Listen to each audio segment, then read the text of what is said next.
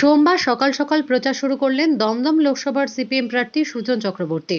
এদিন বাগুইহাটির এসি মার্কেটের কাছে সিপিএম পার্টি অফিস থেকে প্রচার শুরু করেন সুজন চক্রবর্তী।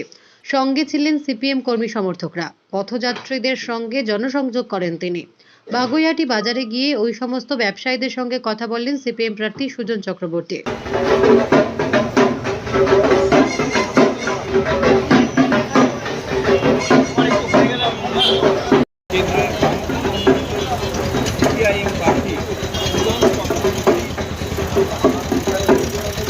বাগুইহাটি বাজারে এসছেন, তার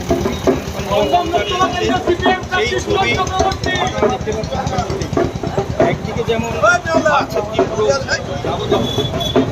তেমনভাবেই এই মুহূর্তে সেই বাগুইহাটি বাজারে প্রবেশ করছেন উনি। এবং দাদা একটু সামনেটা কাট করবেন না।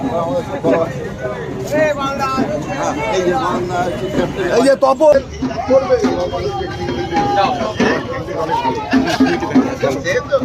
এই মুহূর্তে আমরা যে ছবি বাইরে থেকে দেখাচ্ছিলাম, অর্থাৎ যে